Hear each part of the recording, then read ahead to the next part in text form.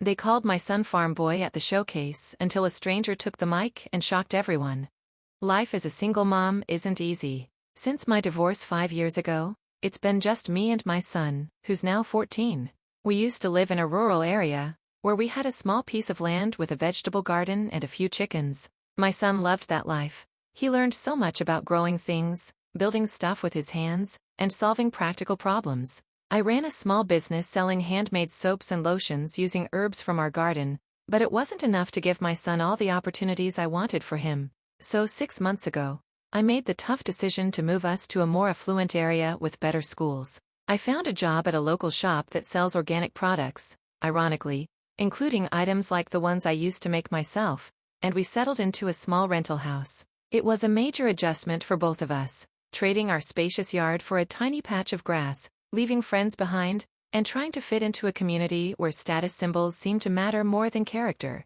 My son struggled at first. The kids at his new school wore expensive clothes and talked about their fancy vacations. He was used to spending his free time building things and growing vegetables, not playing the latest video games or posting on social media. But he's resilient, and he gradually started to find his place. When the school announced their annual Youth Innovation Showcase, I encouraged him to enter.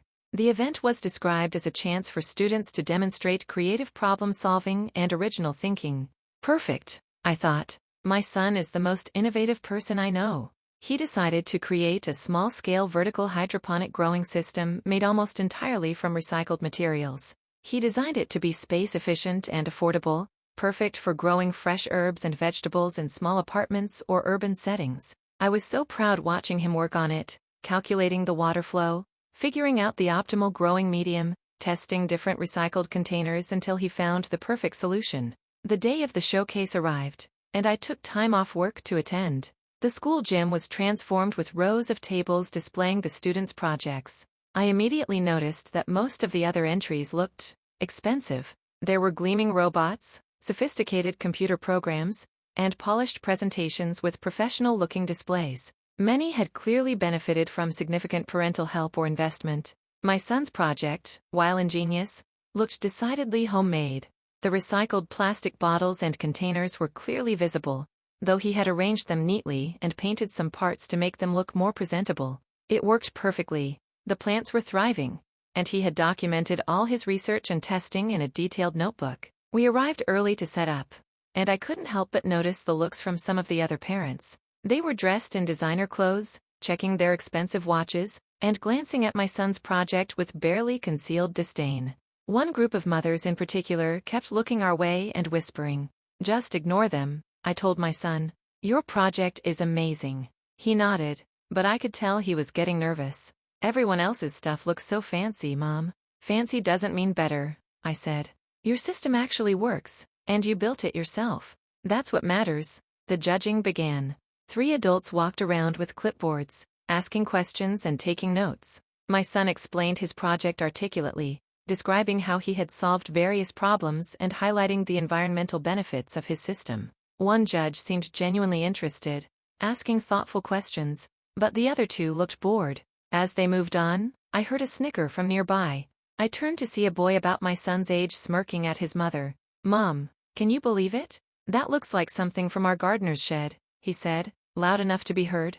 His mother, a perfectly coiffed woman in an outfit that probably cost more than my monthly rent, didn't even try to hide her amusement. "Well, not everyone has your advantages, honey. Some people have to make do." I felt my face growing hot but decided not to engage. This wasn't about me, it was my son's day. But the worst was yet to come. As the showcase continued, students took turns giving brief presentations about their projects to the assembled crowd. When it was my son's turn, he walked to the small stage, visibly nervous but determined. He began explaining his hydroponic system, his voice gradually becoming more confident as he described the research he'd done and the problems he'd solved. That's when I heard it, a loud stage whisper from the same well-dressed woman from earlier. "Look at that. Our little farm boy is teaching us about growing carrots." Several people around her laughed. My son stumbled over his words, his face reddening. He tried to continue, but I could see the damage was done. His confidence was shattered. "Shouldn't he be showing this at a 4-H club or something?" Another woman added, not bothering to lower her voice. My heart broke watching my son try to finish his presentation, his voice now quiet and unsure. When he finished, there was polite applause, but it felt hollow after the mockery. He walked back to his table, looking at the floor. I wanted to scream at those women, to shame them for their cruelty toward a child who had worked so hard. But I knew that kind of outburst wouldn't help my son. Instead, I went to him and put my arm around his shoulders. "You did great," I said. "I'm so proud of you." "They called me farm boy, Mom," he whispered, his voice cracking, like it's something to be ashamed of. "There's nothing shameful about it," I insisted. "Those people don't understand the value of what you've created." But I could see the hurt in his eyes. The farm boy comment had cut deep, making him feel like an outsider, like his background and skills were something to be ridiculed rather than respected. As we stood there, the leader of the mom clique, whom I'd come to think of as the queen bee, walked by with her friends. She glanced at my son's project and gave a dismissive sniff. "It's very rustic," she said, in a tone that made it clear this wasn't a compliment. "But I suppose some children are just more suited to simpler things." I took a deep breath, struggling to remain calm. "Actually, there's a lot of science in hydroponics." My son calculated the optimal nutrient levels and flow rates, and he's been documenting the growth rates of different plants under varying conditions. Queen Bee raised a perfectly shaped eyebrow. "Oh, I'm sure it's very educational for him. Not everyone can be on the cutting edge, after all." With that, she glided away, her friends in tow, leaving me seething. My son pretended to adjust something on his project, but I could see how deflated he was. As the event continued, I observed the dynamics more closely. The judges seemed to gravitate toward the flashier projects, especially those presented by children of apparently influential parents. Queen Bee's son had created a basic app that, from what I could gather, was largely programmed by a tutor or parent, but the judges spent a long time at his table, nodding appreciatively. Most of the other parents gave us a wide berth, as if our perceived lack of status might be contagious. My son became increasingly withdrawn, and I wondered if moving here had been a mistake after all. Eventually, it was time for the awards. The principal took the stage and began announcing winners in various categories. As expected, Queen Bee's son won Most Innovative Technology. Another child from their social circle won Best Scientific Investigation. The pattern was clear. The winners were all from the same social set, with expensive projects and influential parents. There was a sustainability award that my son's project would have been perfect for, but it went to a girl whose project involved designing, but not actually making, reusable shopping bags with her family's company logo prominently displayed. When all the awards had been distributed, and my son hadn't received any recognition, I could see him struggling not to cry. He had put so much thought and effort into his project, and to be completely overlooked was crushing. "It's okay," I whispered to him. "The important thing is what you learned from building it." He nodded silently, but I knew he wasn't convinced. Neither was I, to be honest. The showcase hadn't been about innovation at all. It had been about appearances, connections, and reinforcing the existing social hierarchy. As people began to disperse, I noticed Queen Bee and her friends gathered in a circle, looking smugly satisfied as they compared their children's awards. My son was quietly packing up his project, carefully removing the small plants to take home.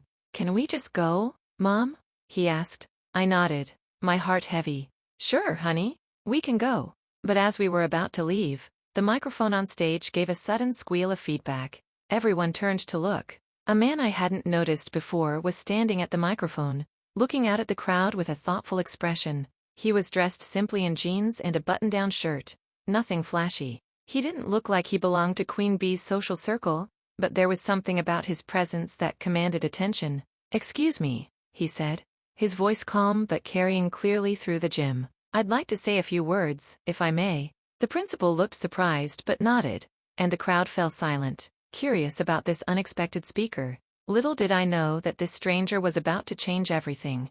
The stranger adjusted the microphone and looked around the room. He had salt and pepper hair and weathered hands that suggested he was no stranger to physical work. Despite his casual dress, there was something about him that commanded respect. "I wasn't planning to speak today," he began, "but I felt compelled after what I've witnessed. I've been walking around this showcase for the past hour, and I've seen some interesting projects." He paused, his eyes scanning the crowd before continuing. "I heard something earlier that concerned me. I heard a young man being referred to as a farm boy, and it was clearly meant as an insult. The room went silent. I felt my son tense beside me. I find that troubling, the stranger continued, because where I come from, calling someone a farm boy would be considered high praise. Queen Bee shifted uncomfortably, exchanging glances with her friends.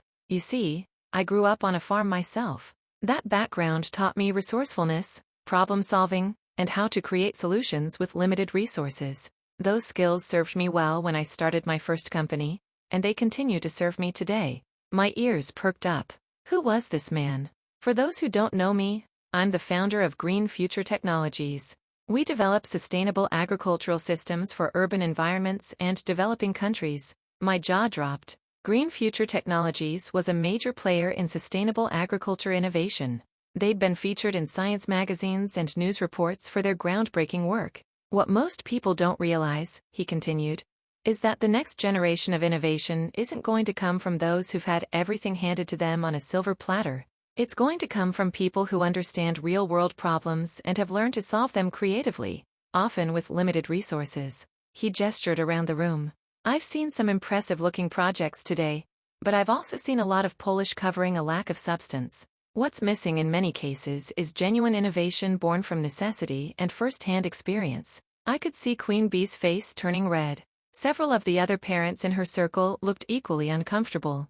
Now, I did see one project that genuinely impressed me, the stranger said, and my heart started beating faster. A hydroponic growing system made from recycled materials. It was functional, well thought out, and showed true innovative thinking. He looked directly at my son.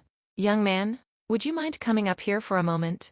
My son looked at me, wide-eyed with panic. I gave him an encouraging nod, though my own heart was racing. He slowly made his way to the stage, looking smaller than usual next to the imposing stranger. What's your name, son? The stranger asked. My son told him. Well, I want to commend you on your project. Can you tell everyone briefly what inspired you to create it? My son took the microphone, his voice shaky at first but growing stronger. I grew up growing vegetables with my mom, but when we moved to an apartment, we didn't have much space. I wanted to find a way for people in small homes to grow fresh food without spending a lot of money. An elegant solution to a real problem, the stranger nodded approvingly. That's exactly the kind of thinking we need more of. He turned back to the audience. This young man's project might not have the flashiest presentation, but it has something much more valuable. Genuine innovation rooted in addressing a real need. He placed a hand on my son's shoulder. I'd like to offer you an opportunity. Green Future Technologies runs a youth mentorship program every summer. We select a small number of promising young innovators to work directly with our development team. I'd like to offer you a spot in this year's program. My son's mouth fell open.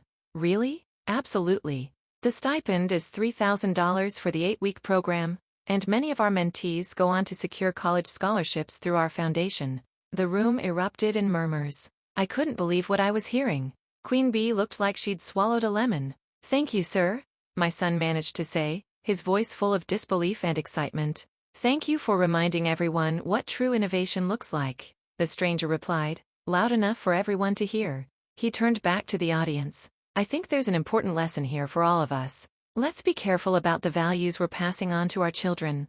Are we teaching them that appearances matter more than substance? That buying innovation is the same as creating it? He paused, letting his words sink in. In my experience, some of the most innovative thinkers come from backgrounds where they had to be resourceful, where they learned to solve problems with their hands and their minds, not just with their parents' credit cards. I could see several parents shifting uncomfortably, including the principal, who was looking at Queen Bee with a new wariness. So the next time you're tempted to dismiss someone as just a farm boy or look down on a project because it doesn't have a glossy exterior, remember this. The most revolutionary innovations often come from the most unexpected places. With that, he handed the microphone back to the principal, who seemed momentarily lost for words. Thank you for those insightful comments, she finally said. And congratulations to our mentorship recipient. My son walked back to me in a daze. Mom, did that really just happen? It did, I said, fighting back tears of pride. I told you your project was amazing. As people began to file out, several parents and students came over to look at my son's project with new interest. Some of the students asked him questions about how it worked, genuinely curious now that an expert had validated its value. Queen Bee and her circle stayed far away, but I could see them huddled together, whispering furiously and occasionally glancing our way. The stranger made his way through the crowd toward us. Up close, I could see the intelligence in his eyes and the sincerity in his smile. "I meant every word," he told my son, holding out his hand. "That's a stellar piece of engineering." My son shook his hand, still seeming overwhelmed.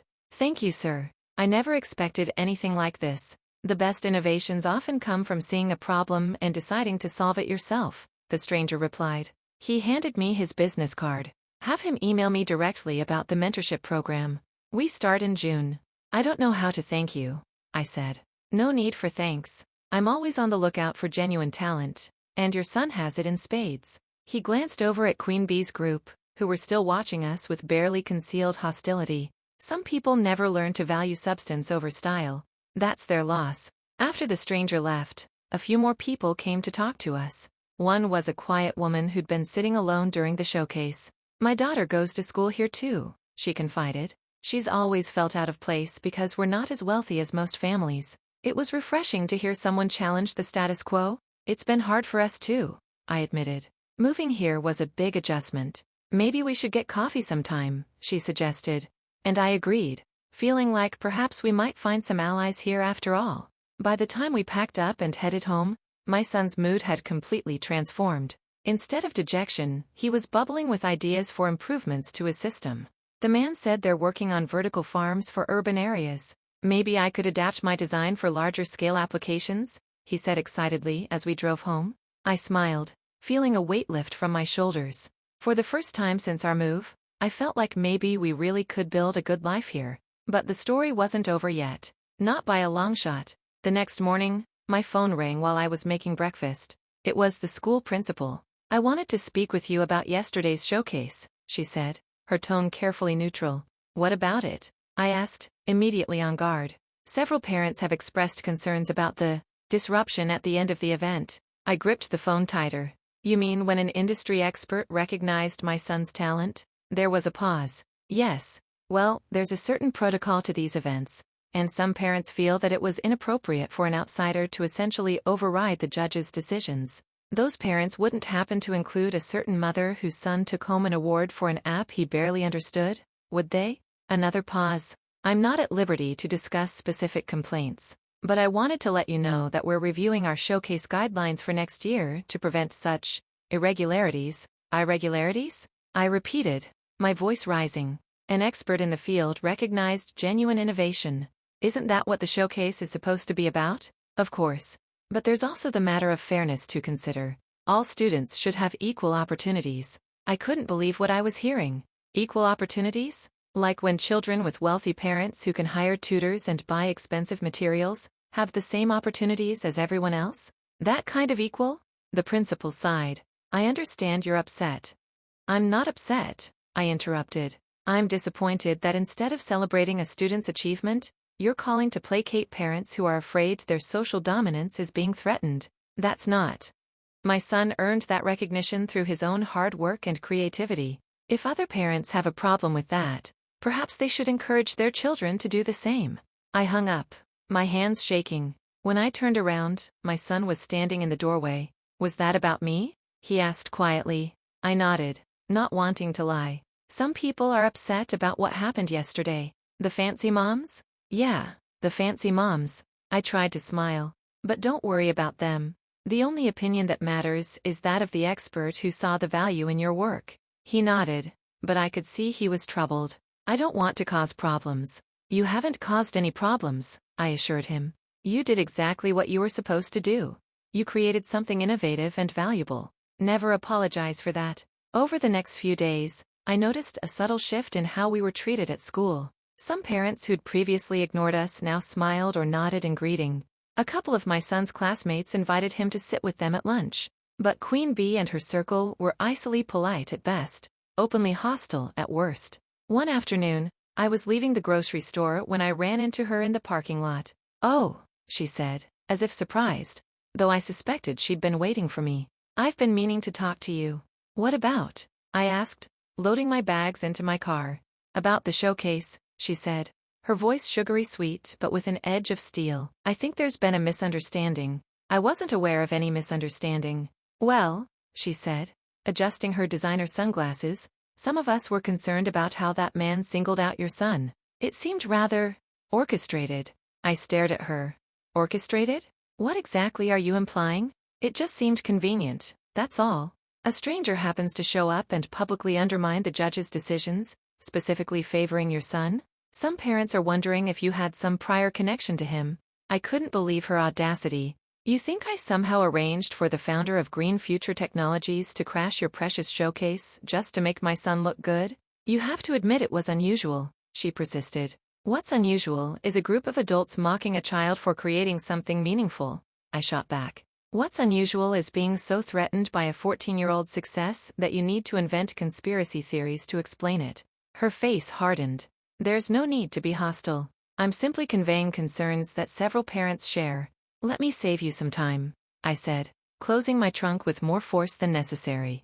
My son earned that recognition through his own merit. If you or your friends have a problem with that, that's your issue to work through. She stepped closer, dropping the pretense of friendliness. Listen carefully. Things work a certain way in this community. The showcase, the awards, the opportunities, they go to those who understand how to play by the rules. Your son bypassed those rules, and actions have consequences. Is that a threat? I asked, genuinely shocked. It's a reality check, she replied. Your son received special treatment from a visitor who doesn't understand our community. But that visitor is gone, and you both still have to live here. I'd suggest you think carefully about how you want the next few years to go. With that, she walked away, leaving me standing beside my car, fuming.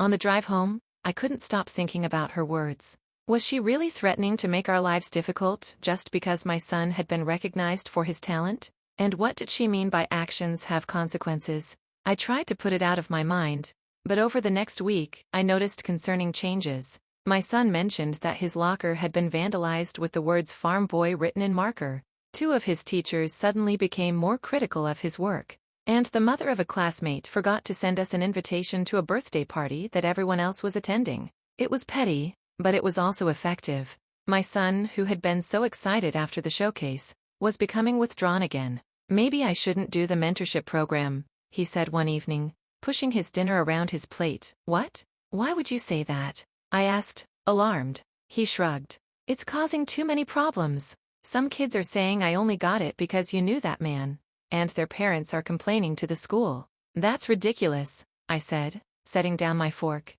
And even if it were true, which it absolutely isn't, so what? Opportunities often come through connections. Isn't that exactly what Queen Bee and her friends do all the time? He gave me a small smile at my use of Queen Bee, our private nickname for her. Yeah, but it's different when they do it. It shouldn't be, I insisted. Look, I know things are tough right now, but giving up an amazing opportunity just to appease some insecure parents and their kids is not the answer. He nodded, but I could tell he wasn't entirely convinced. That night, I couldn't sleep.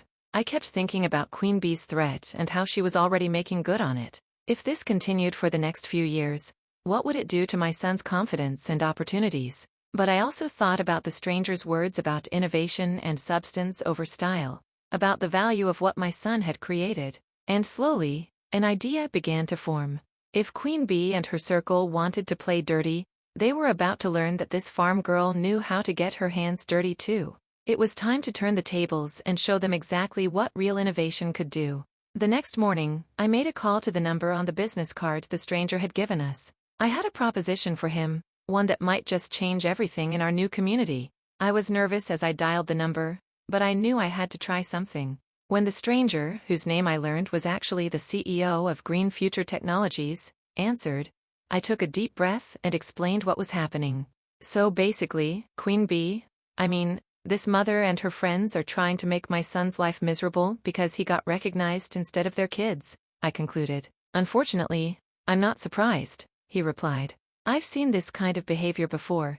Small-minded people tend to respond to challenges to their status with hostility. My son is thinking about turning down your mentorship program because of it, I admitted.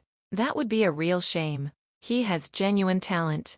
I agree, which is why I had an idea. I hesitated, then plunged ahead. What would you think about helping me organize a different kind of showcase? One that actually celebrates real innovation instead of just rewarding the kids with the most expensive projects? There was a pause on the other end of the line.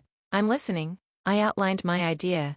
A community-wide Young Innovators Fair focused on sustainable solutions to everyday problems. The emphasis would be on creativity, practicality, and resourcefulness, not on how much money went into a project. The CEO's company could sponsor it, giving it instant credibility. The key difference from the school showcase, I explained, would be that participants would have to build their projects using a limited, standardized set of materials provided at the event itself. That way, everyone would be on a level playing field.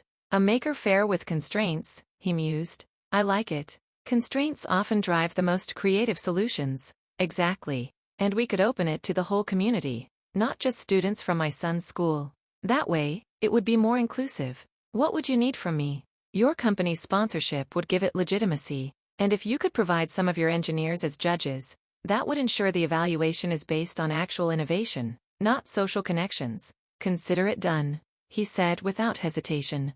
This aligns perfectly with our company's mission of democratizing innovation. Send me a proposal with the details, and we'll make it happen. I could hardly believe it had been that easy. Thank you so much. Don't thank me yet, he warned. Organizing an event like this will be a lot of work, and you're likely to face resistance from the established social hierarchy. I'm counting on it, I replied. The next few weeks were a whirlwind of activity. With the CEO's support, I secured a venue, the community center, and began promoting the Young Innovators Fair. The CEO's team designed a website and registration portal, and his marketing department created professional-looking flyers and social media announcements. The reaction was immediate and divided. Many people in the community were excited about the event, especially families who, like us, had felt excluded from the elite social circles. But Queen Bee and her crowd were predictably hostile. I was putting up flyers on the community bulletin board when she approached me, fake smile firmly in place. Well, this is certainly ambitious, she said, examining one of the flyers. Planning a whole innovation fair with no experience. Aren't you worried it might be a bit too much for you to handle? Thankfully, I have a great team helping me, I replied pleasantly. Green Future Technologies is fully backing the event. Her smile faltered slightly. Yes, your mysterious benefactor. How convenient. He's hardly mysterious. He's the CEO of a major innovation company. Feel free to Google him. Oh, I have, she said, her voice dropping any pretense of friendliness. And I've also been asking around about how unusual it is for him to just show up at a school showcase. You know what's interesting? No one seems to know who invited him. Maybe because no one did, I said, continuing to hang flyers. He's known for scouting talent in unexpected places. It's part of his company's success strategy. She crossed her arms. You know, several of us parents have spoken with the school board about your event. We feel it's inappropriate for you to capitalize on school connections to launch a competing showcase. I turned to face her directly. First of all, it's not competing with anything. The school showcase is over for the year. Second, this event is open to anyone in the community who wants to participate, including your son if he's interested. And third, I'm not capitalizing on anything.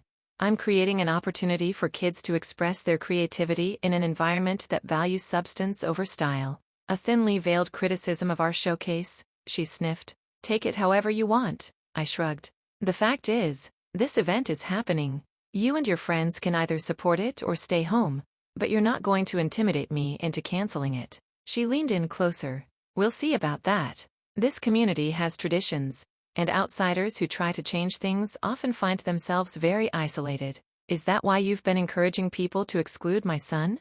Because we're outsiders? She had the grace to look slightly uncomfortable. I don't know what you're talking about. Sure you do. The farm boy comments, the missed party invitations, the locker vandalism. Real mature stuff, encouraging children to bully each other. Children have disagreements. It's part of growing up.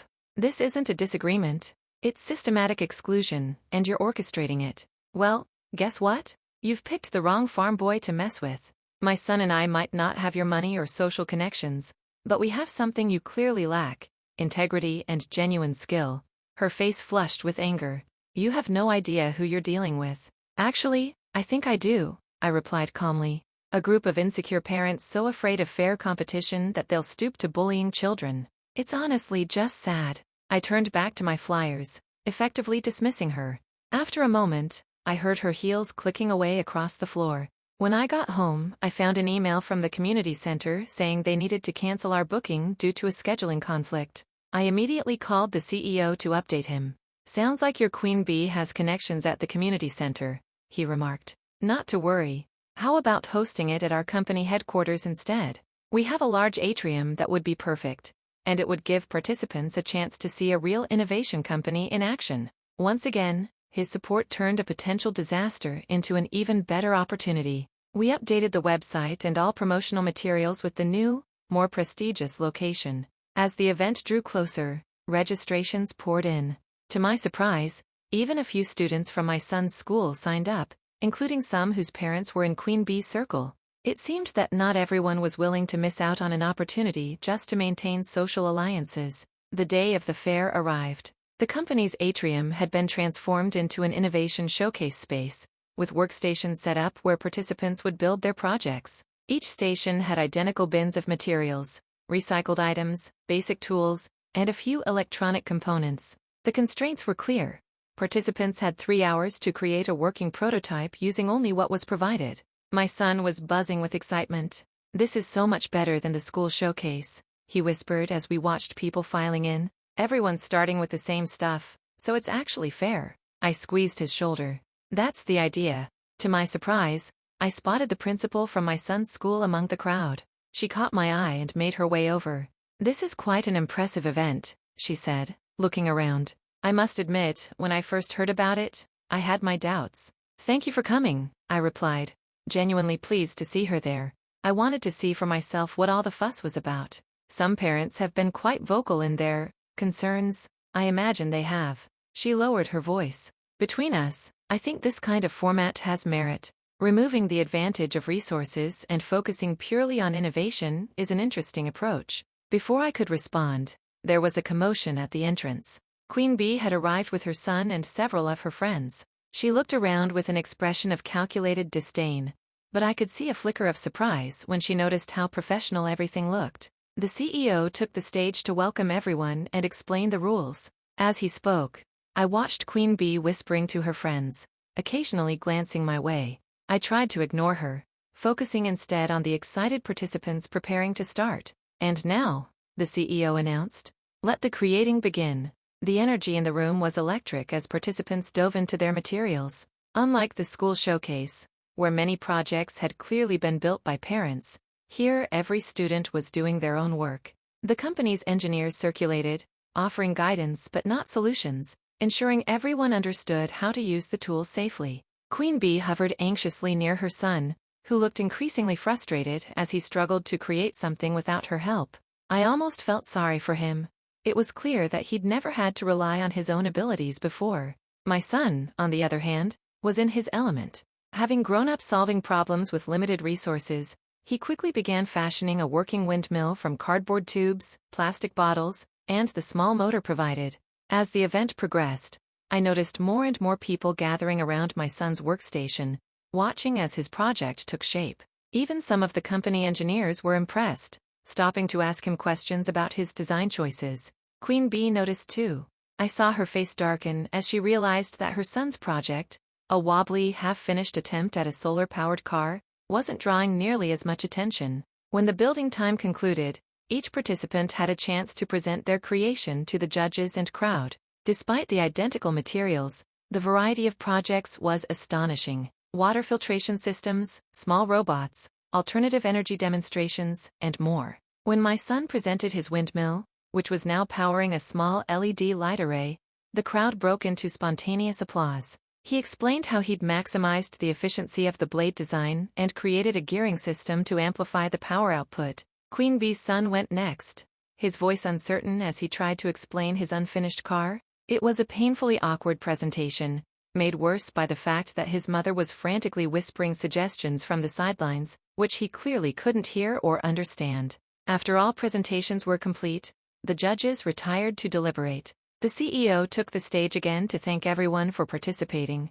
"Today, we've seen what true innovation looks like," he said. "It's not about having the most expensive equipment or the most elaborate setup. It's about seeing a problem and finding a creative solution with whatever resources you have available. He went on to explain that Green Future Technologies would be expanding their youth mentorship program based on the success of this event. We're announcing today the creation of a permanent Young Innovators program in this community, he said.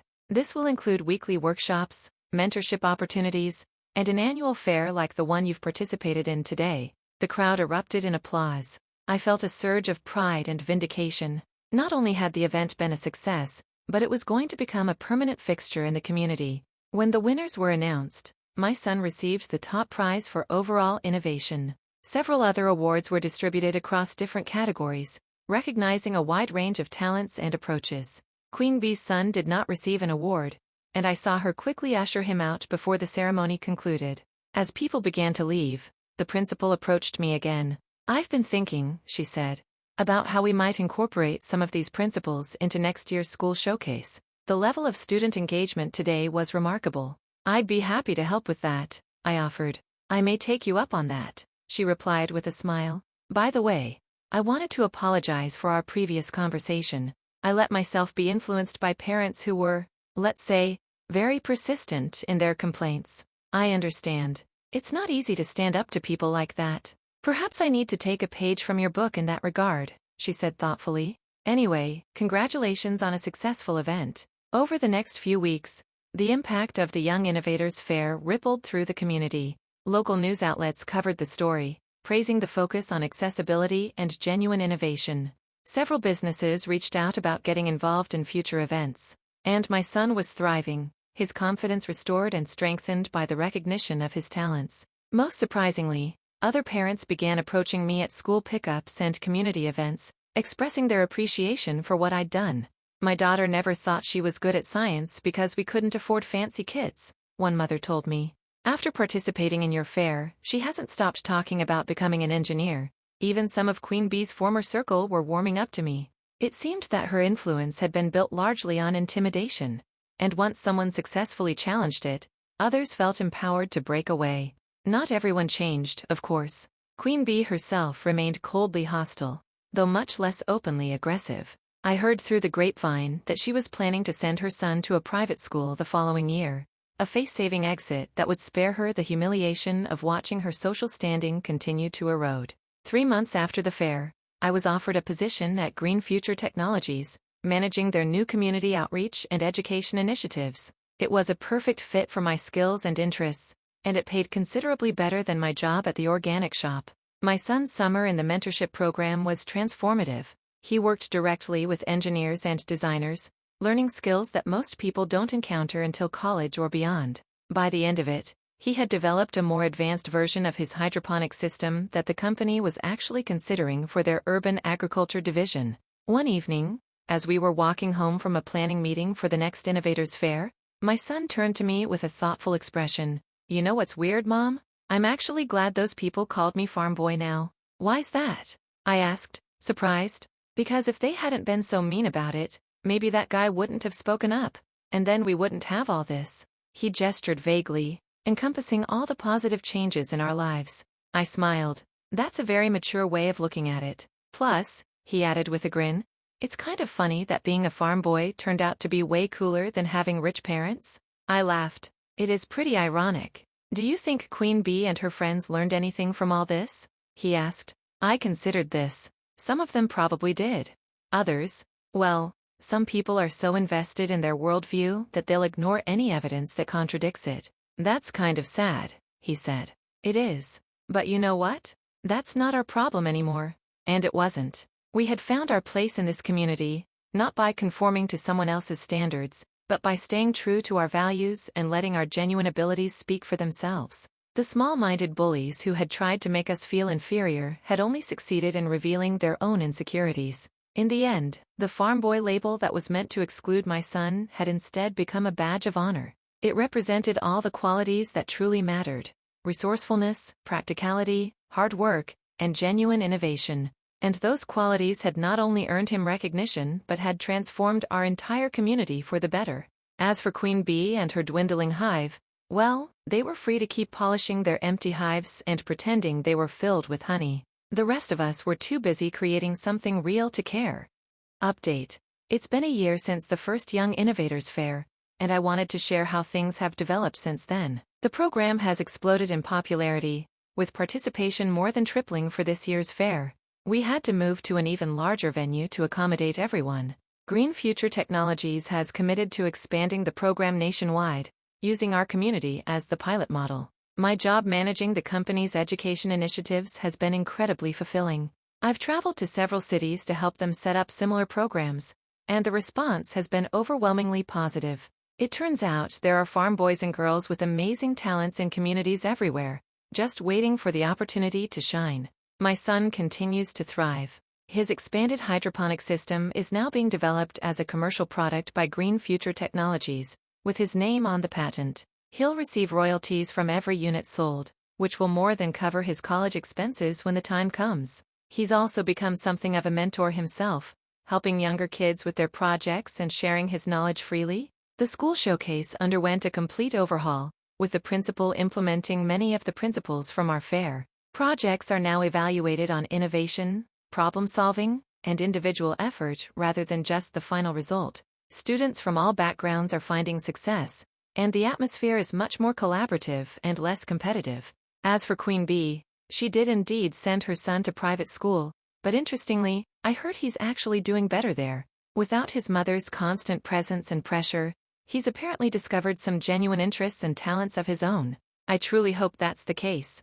Her influence in our community has waned significantly. Most of her former followers have drifted away, forming more authentic friendships based on mutual respect rather than social hierarchy. Several have even become active volunteers in our program, contributing their time and talents to support young innovators. The woman who approached me after the showcase saying she felt out of place has become one of my closest friends. We often laugh about how the social dynamics have shifted, with the previously excluded outsiders now at the center of a vibrant community of creators and innovators. The most rewarding part of this journey has been watching the change in the kids.